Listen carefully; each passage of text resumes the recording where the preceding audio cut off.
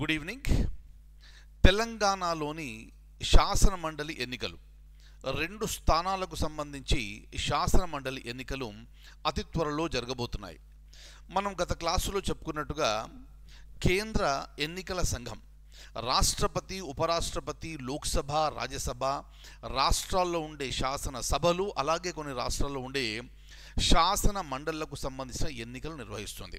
అంటే ఇప్పుడు మనం మాట్లాడబోయే ఈ టాపిక్ రాష్ట్ర శాసన మండలి ఎన్నికలు ఎవరు నిర్వహిస్తారు అంటే కేంద్ర ఎన్నికల సంఘము. ఈ పాయింట్ జ్ఞాపకం పెట్టుకోండి. అయితే కేంద్ర ఎన్నికల సంఘము రాష్ట్రాల్లో ఉండే రాష్ట్ర ఎన్నికల సంఘానికి ఆదేశాలు ఇస్తూ తమ పూర్తి పర్యవేక్షణలో ఆ ఎన్నిక జరిగే విధంగా సూచనలు అంటూ ఇవ్వడం జరుగుతుంది. క్లియర్? ఇది ఒక పాయింట్. అయితే తెలంగాణ రాష్ట్రంలో ఇటీవలే శాసన మండలికి సంబంధించి 2 స్థానాలకు ఖాళీలు ఏర్పడ్డాయి. ఈ ఖాళీలు ఏర్పడడానికి గల కారణం ఏమిటి అంటే ఎమ్మెల్సీలుగా ఉన్న 2 వ్యక్తులు ఇప్పుడు ఎమ్మెల్యేలుగా ఎన్నిక అయ్యారు.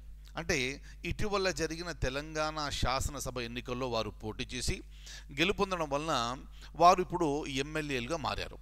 మనకు తెలిసిన విషయమే, ఒక వ్యక్తి ఎప్పుడు కూడా 2 చట్టసభల్లో సభ్యత్వము పొంది ఉండకూడదు. ఒక చట్టసభలో సభ్యత్వం పొందిన తర్వాత 14 రోజుల్లోపు మరొక చట్టసభకి అది రాజీనామా చేయవలసి ఉంటుంది. Clear? Very very important. So ఆ విధంగా 2 వ్యక్తులు, కడియం శ్రీహరి అలాగే పాడి కౌశిక్ ఇద్దరు కూడా రాజీనామా చేయడం వలన 2 స్థానాలు అక్కడ శాసన మండలిలో ఖాళీగా ఉన్నాయి. ఇక ఆ 2 స్థానాలకు సంబంధించి ఎన్నికల కమిషన్ ఇప్పుడు ఎన్నిక నిర్వహించడానికి సిద్ధమవుతోంది. అయితే ఇక్కడ గమనించవలసిన ముఖ్యమైన విషయం ఏమిటంటే 2 స్థానాలకు గాను 2 సపరేట్ నోటిఫికేషన్లు ఇవ్వాలని, 2 సపరేట్ ఎన్నికలు నిర్వహించాలి అని ఎన్నికల సంఘం నిర్ణయించింది. తద్వారా ఏం జరుగుతుంది అంటే 2 బ్యాలెట్ బాక్సులు సపరేట్గా, అక్కడ క్లియర్గా ఎన్నికల సంఘం ఇచ్చిన ఆదేశాల మేరకు ఎవరు ఎక్కడ పోటీ చేస్తున్నారు అనేది స్పష్టంగా తెలియజేయాలి. అలాగే 2 సపరేట్ క్యూలు. ఇక ఓటు వేసే అభ్యర్థులు ఎవరైతే ఉన్నారో ఈ ఎమ్మెల్యే అభ్యర్థులు వారు 2 సార్లు ఓటు వేయవలసి ఉంటుంది. అలాగే మనం చూసాము ఇటీవల జరిగిన శాసనసభ ఎన్నికల్లో 64 స్థానాలు సాధించి కాంగ్రెస్ అత్యధిక మెజారిటీతో ప్రభుత్వాన్ని ఏర్పాటు చేయడం జరిగింది. అలాగే ఒక సిపిఐ సభ్యుడు కూడా అక్కడ సపోర్టింగ్గా ఉన్నారు. కాబట్టి ఇవన్నీ కూడా గమనిస్తే ఖచ్చితంగా 2 స్థానాలు కూడా కాంగ్రెస్సే గెలుచుకునే అవకాశం స్పష్టంగా కనిపిస్తుంది. Very very very important. అంటే ఇక్కడ ఈ ప్రిఫరెన్షియల్ ఓటింగ్ సిస్టమ్ అనేది ఈసారి మనకి ఇక్కడ కనిపించడం లేదు.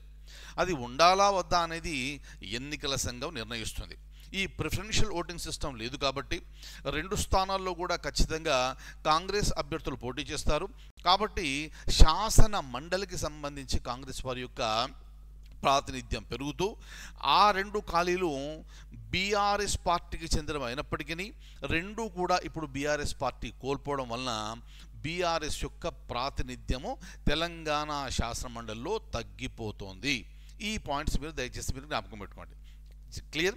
అలాగే ఈ నిర్ణయాలన్నీ కూడా ఎన్నికల సంఘానికి సంబంధించిన చట్టం ద్వారా ఎన్నికల సంఘము తుది నిర్ణయం తీసుకునే ఆస్కారం ఉంది. అందుకని 2 సపరేట్ బ్యాలెట్లు, 2 సపరేట్ పోలింగ్ కౌంటర్స్, అంటే ఒకే ఆఫీస్లో చేసినప్పటికీ కూడా ఒక పరదాలాగా అడ్డుపెట్టి 2 సపరేట్ బ్యాలెట్ బాక్సెస్, ఇక్కడ ఓటు వేసే అభ్యర్థులు కూడా 2 సార్లు ఓటు వేసే అవకాశము, ఇవన్నీ కూడా మనకి ఇక్కడ చాలా స్పష్టంగా మనకు కనిపిస్తున్నాయి. అలాగే ఎన్నికలు మానిటర్ చేయడానికి ప్రత్యేక అధికారులు 2 ఎన్నికలకు సంబంధించి వారిని ఏర్పాటు చేయాలి అని ఎన్నికల సంఘం ఆదేశించింది. Very very very important. దయచేసి పాయింట్స్ జ్ఞాపకం పెట్టుకోండి. And I will see you in the next session.